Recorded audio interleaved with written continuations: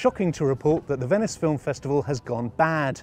It started to rain and that was bad. Zac Efron played a rebellious stock car racing driver and that was bad. And then Spike Lee rolled onto the Lido banging the drum machine for his documentary Bad 25. And that was good, or at least goodish.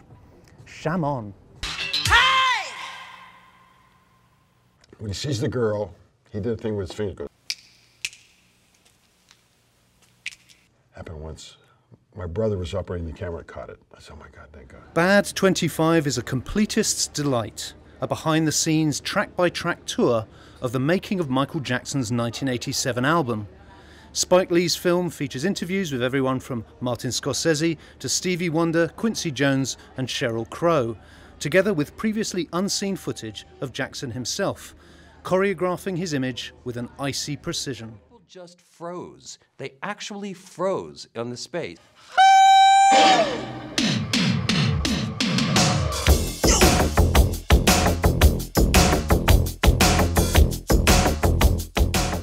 We're joined now by Peter Bradshaw, the king of popular film journalism and the smooth criminal who's going to make that change. I see myself as the prince, really. The prince, I see myself as prince, for a sign of the times. Dauphin? Yeah, no, well, no, I mean prince, as a sign of the times.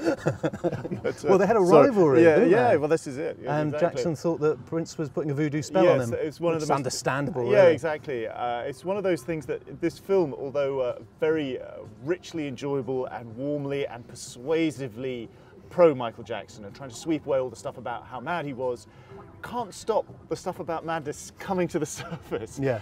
I thought it was a terrific film, actually. I really enjoyed it. I loved its sort of generosity. I love the fact that it was part of this really interesting ongoing kind of front-lash revisionism about Michael Jackson, clearing away the smoke and focusing again on the great man's professionalism, his artistry, his work rate, his sheer American entrepreneurialism. Yeah. I thought it was terrific. What was interesting is that it wasn't just the portrait of this naturally gifted, genius little kid. It showed the work behind it and his references and his exactitude as well. And his skill at picking teams, picking professionals, incredibly gifted professionals, all of whom very willingly, even ecstatically, submitted to the Michael Jackson project. Brilliant. These people like Quincy Jones, these formidable, dauntingly formidable professionals, absolutely unquestioningly submitted to the great man.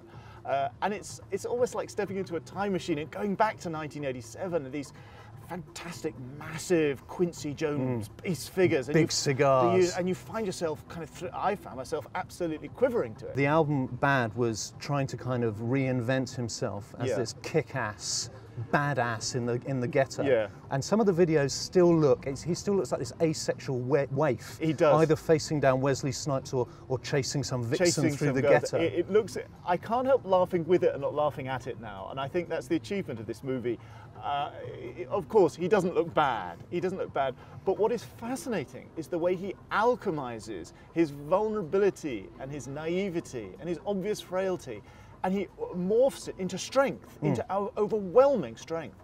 And it's not at all implausible that he does face down Wesley Snipes at the end, when Wesley and his homies say, are you going to dance us to death? And he said, yeah, I am. And here it is. I'm going to bring it. And he does.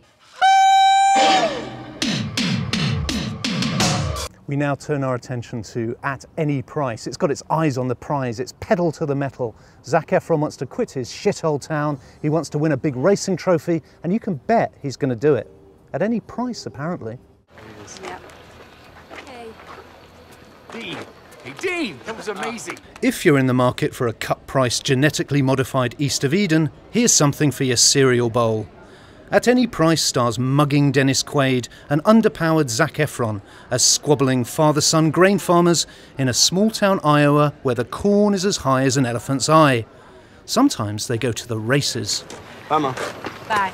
Good job. Did Zac Efron's image change convince you, Peter? He's no longer the High School Musical kid. No. He's tough, he's bad. He's kind of bad. I'm going to be quite honest and say that of all the performances in this strange, misfiring film, Zac Efron's was, in a way, the least unsatisfactory. At least he was doing what he set out to do, and he does it all the way through the film, and it's fine. The performance which I think is strange and doesn't work is Dennis Quaid as his dad. He's like a kind of mixture of Willy Loman and George W. Bush, yes, isn't he doesn't know what to do with it. He doesn't know whether to be sympathetic or unsympathetic. We've no idea about his character arc. We've no idea what to think of him, and it simply doesn't work. The movie it's not a dishonourable failure, but it doesn't hang together. At first I thought it was going to be really interesting because it's certainly an unusual subject. The vast plains, the Iowa cornfields, those vast flyover expanses. country. We never see it. These are the flyover states. It really is. It's an interesting idea, the idea of genetically modified seeds, which he's been misappropriating in some way. But that part of the plot doesn't work out. There is a plot hole in it, which is just glaring. I won't go into it, but it's glaring. It just doesn't work.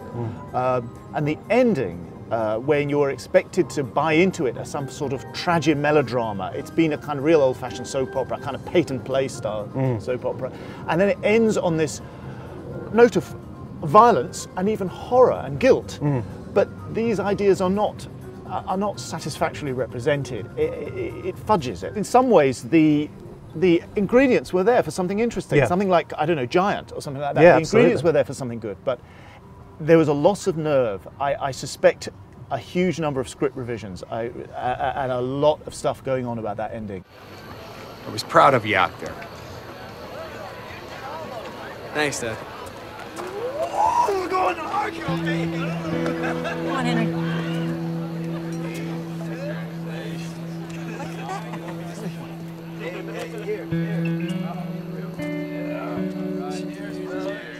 Zac Efron there, yours at any price. That's it from us. We're now going to moonwalk arthritically off to see The Master, but we shall be moonwalking back again afterwards to tell you all about it. Thanks for watching. See you soon.